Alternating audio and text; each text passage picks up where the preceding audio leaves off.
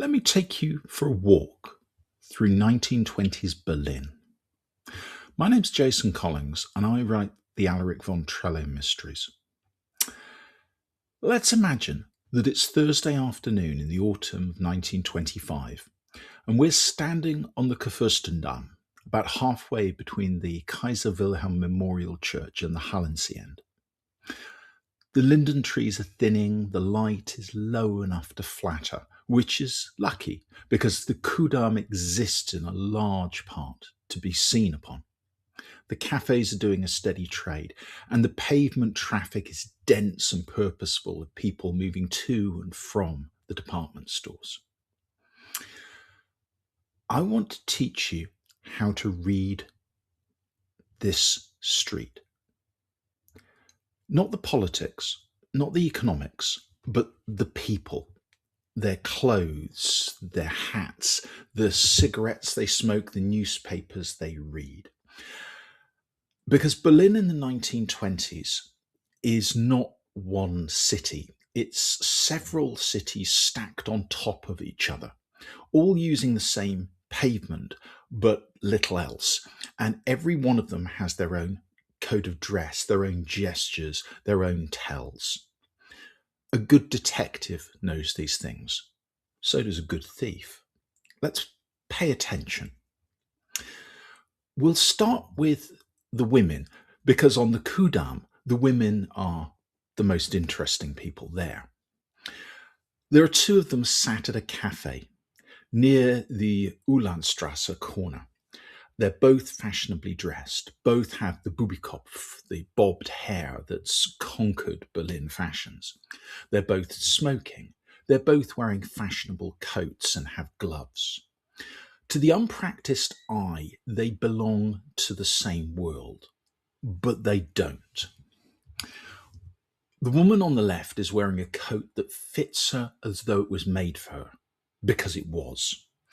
If you look at the shoulders, the line of them, how the cloth lies when she moves, the fabric has weight and a softness you can almost feel from across the street.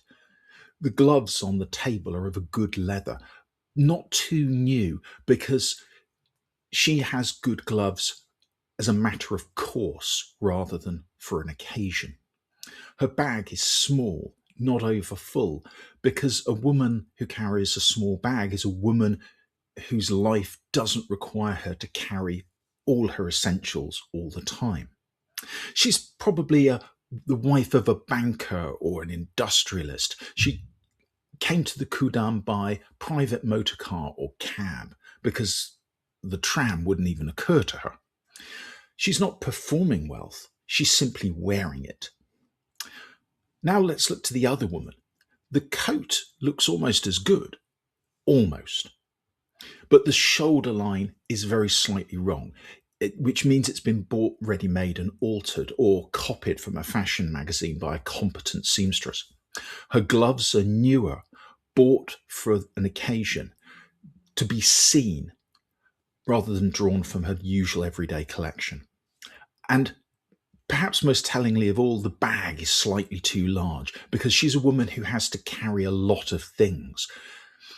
Her perfume, if you're close enough, you'll smell easily. It's applied with a little too much enthusiasm rather than restraint.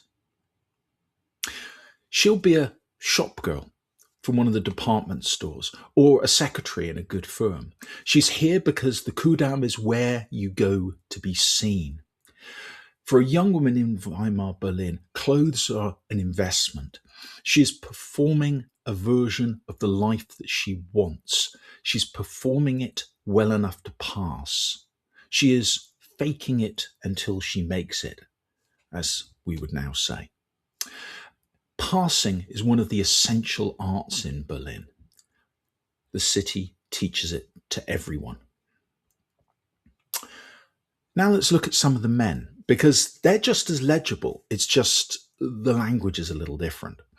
There's a man at the next table, perhaps 55, reading a newspaper, dark suit, well brushed, and at least 4 years old. You can tell the age of a good suit by the way the cloth softens at the elbows and knees.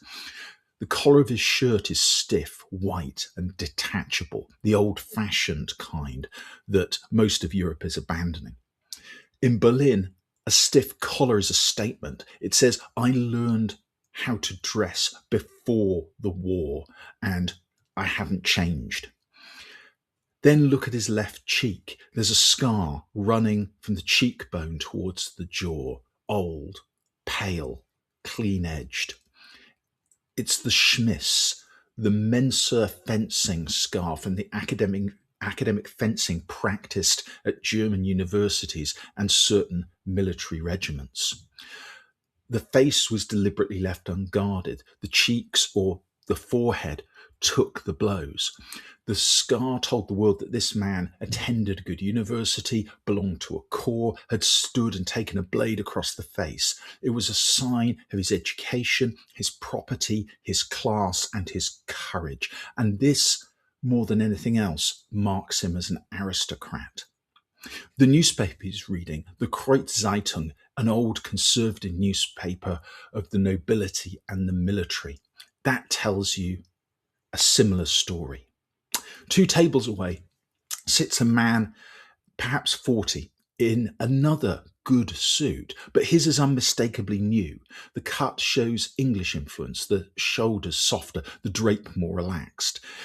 He wears a soft attached collar to his shirt with a silk tie.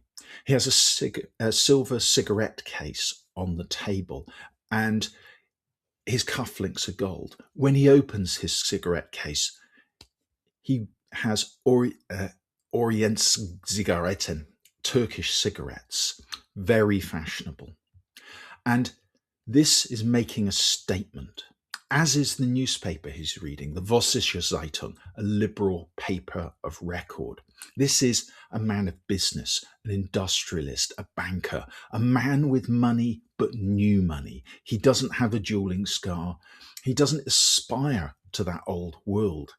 His world runs on telephones and cartels, telegraph messages, motor cars. He is a modern man used to control and financial leverage. Across the street, there's a tram stop, and at the tram stop is a third man. This man is in a careful suit, dark, pressed, very clean, and at least 5 years old, and it's been turned. And if you don't know what turned means, it means it's been unstitched and the pieces of material have been turned over and it's been sewn back together so that the worn side is replaced by the protected inner side. It's a way of saving money so you don't have to buy a new suit, a trick of thrift. His shoes are the same, they've been resoled. His hat is a bowler, a melon, a respectable middle-class hat, slightly dated. Younger men would be replacing it with a fedora, but he has gone with the correct, old-fashioned, respectable choice. He carries in his hand the exact right change, because a man in his position doesn't fumble about for coins in public. He is the representation of the Weimar middle class, a clerk, a school teacher, a small shopkeeper, a man who saved for 30 years and watched hyperinflation destroy his savings in months. Now the currency is stabilized, but that wound is still there. You can see it in the turned suit and the resoled shoes and his rigid posture.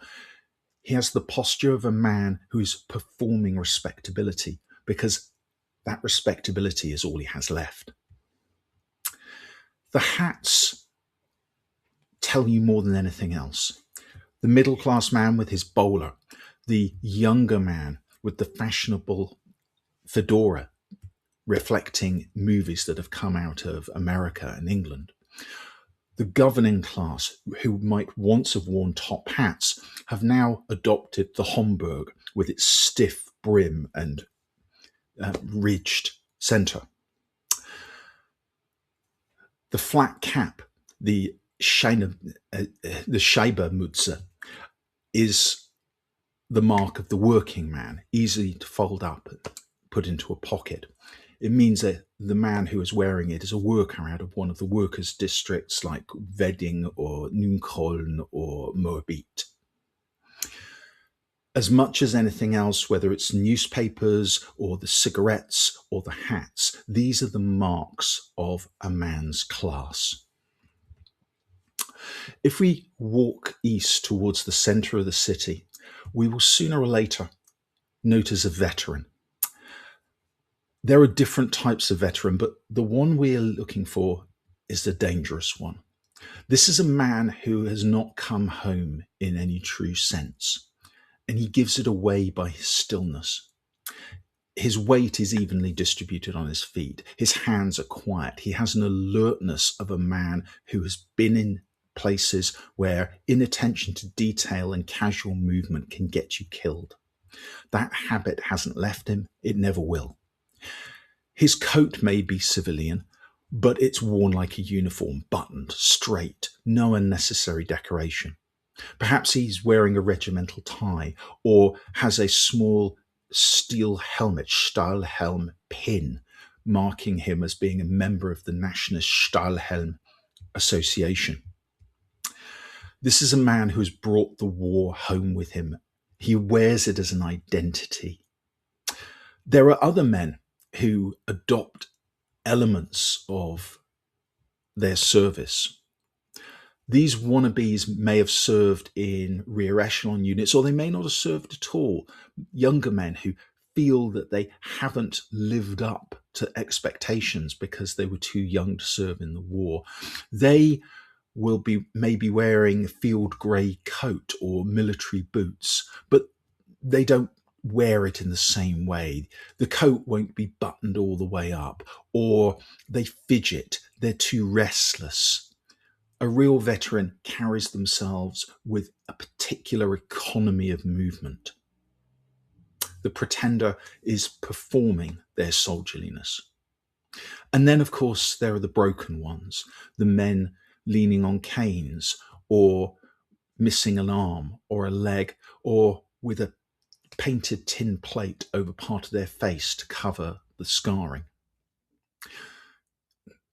These men tell a truth about Weimar Germany in a way that the cabarets and the nightclubs don't. If we take a short detour west to Charlottenburg, to the side streets around the station there, to the small restaurants and the bookshops with their Cyrillic lettering, we find another community. This is Charlottengrad.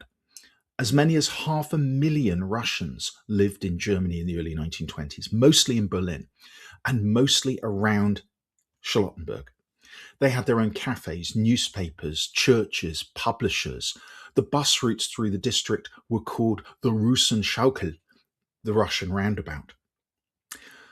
The white Russian emigre, the former officer or landowner, is often identifiable. He will have clothes that were once very good, although they're now worn. And there's often a military bearing that survived the loss of everything else.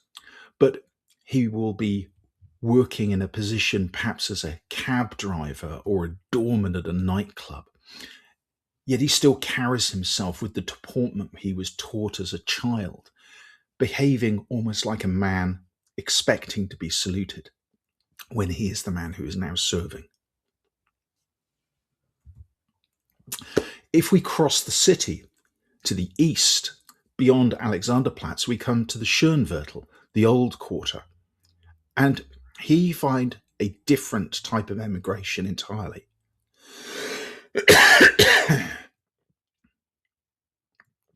If we cross the city east of Alexanderplatz, we find the Schönviertel, the old quarter. And here we find a different type of emigration entirely.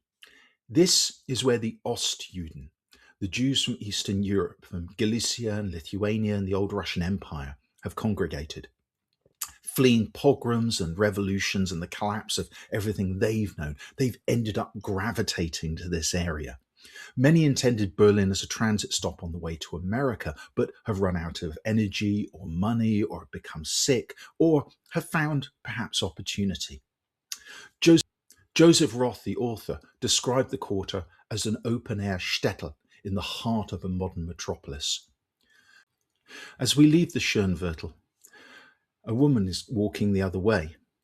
She looks you in the eye, holds your gaze a little too long, and says, "Well, sweetheart?"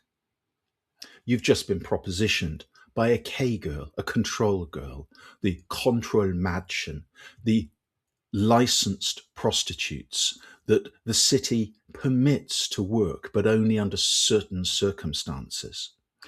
They cannot stand conspicuously in doorways. They cannot display themselves in windows. They cannot directly solicit. But, well, sweetheart, is understood. That one last lesson. In Berlin, always look at the hands. The pen and ink man has smooth hands, often faintly stained at the fingertips. The factory worker's hands are thicker. They're calloused in patterns that, if you know them, you can tell the machines they operate. Also listen to the voice if you're close enough. The native Berliner speaks in a rapid nasal patter that delivers irony. The Prussian officer speaks with a clipped precision that comes from generations of men who believed that clarity was authority. The Russian émigré speaks German with a Slavic softness on certain consonants that no amount of practice entirely gets rid of.